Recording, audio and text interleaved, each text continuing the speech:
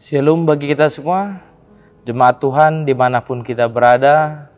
Selamat menjalankan aktivitas untuk kita. Untuk itu sebelumnya, mari kita bersatu di dalam doa. Terima kasih Tuhan untuk kebaikan-Mu yang kami rasakan di pagi yang cerah ini. Engkau masih memberikan kami kesempatan yang sangat berharga, hingga kami boleh mengerjakan pekerjaan kami. Sebelum kami melanjutkan aktivitas ini ya Tuhan, biarkanlah kami mendengarkan kebenaran firman-Mu pada hari ini. Untuk itu berbicaralah Engkau ya Tuhan di tengah-tengah persekutuan kami, sebab kami telah siap untuk mendengar. Di dalam Yesus Kristus kami berdoa dan mengucap syukur. Amin. Bapak Ibu Saudara yang terkasih dalam Yesus Kristus, firman Tuhan pada hari ini Rabu 21 September 2022 yang tertulis dari 1 Timotius pasal 4 ayat yang ke-12, beginilah firman Tuhan. Jangan seorang pun menganggap engkau rendah karena engkau muda. Jadilah teladan bagi orang-orang percaya dalam perkataanmu, dalam tingkah lakumu, dalam kasihmu, dalam kesetiaanmu, dan dalam kesucianmu. Beginilah firman Tuhan.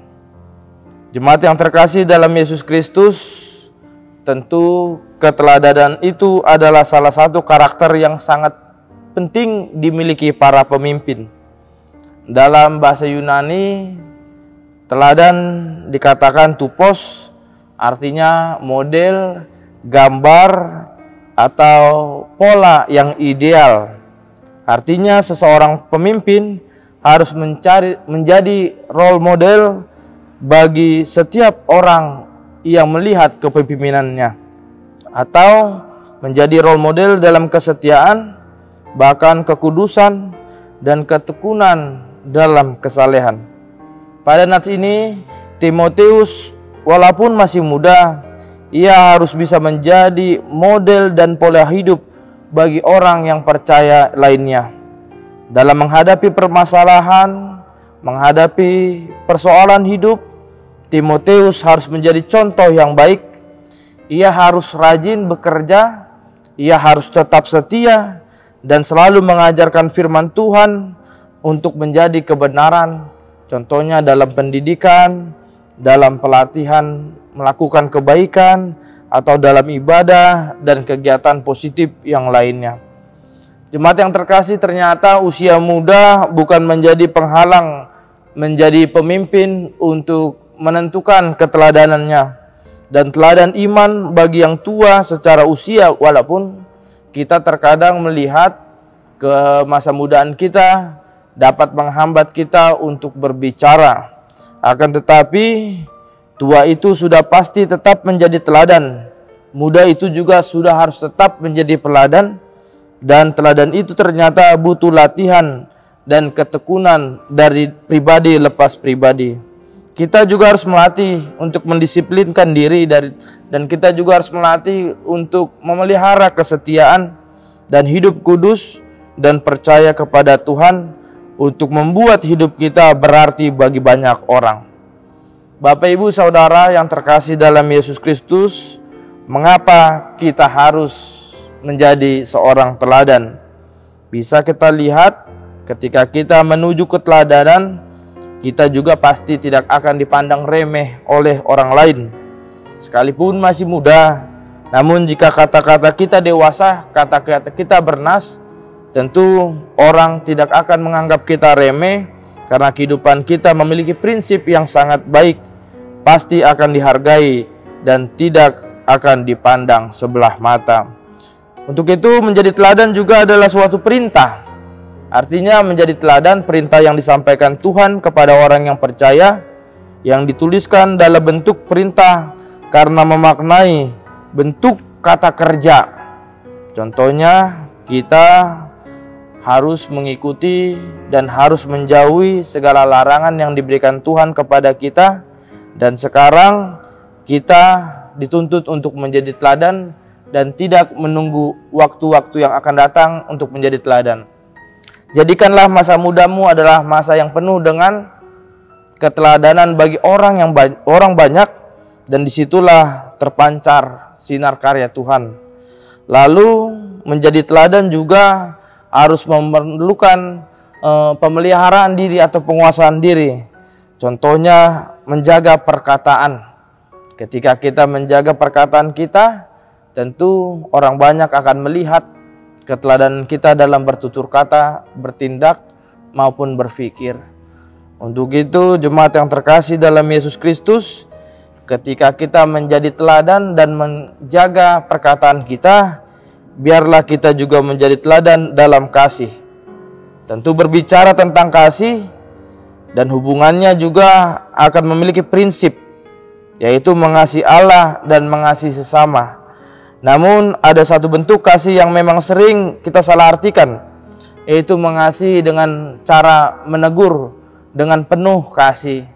Biarlah kita semakin dipimpin Roh Kudus untuk menegur secara penuh dengan belas kasih, agar setiap orang yang kita tegur, bahkan ketika kita ditegur sekalipun, biarlah kasih Kristus semakin nyata di tengah-tengah kehidupan kita. Berani menegur yang salah tentu karena kita mengasihi mereka, dan berani ditegur oleh orang yang mengasihi kita, yakinlah seorang tersebut mengasihi kita dengan tulus dan mau melihat kita hidup lebih baik. Untuk itu menjadi teladan dalam kesetiaan juga perlu dimiliki oleh beberapa pimpinan yang benar-benar haus akan firman Tuhan dan menjadi teladan bagi banyak orang lain. Yang terakhir, menjadi teladan dalam kesucian. Tentu ketika kita berbicara tentang kesucian, banyak pembelaan dari orang percaya sekalipun dengan mengatakan kita masih hidup di dalam dunia ini dan kesucian jauh daripada kita, karena kesucian hanya bisa dimiliki Allah. Ternyata pandangan tersebut adalah pendapat yang salah, karena setiap orang yang percaya harus belajar dan bekerja keras untuk memiliki kehidupan seperti Yesus, yang dimana menjadi teladan dalam kesucian. Selamat menjadi teladan bagi kita dimanapun kita berada, muda ataupun tua. Sekaranglah kesempatan kita untuk menjadi teladan bagi banyak orang.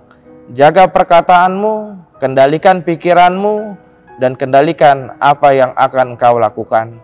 Amin. Kita berdoa.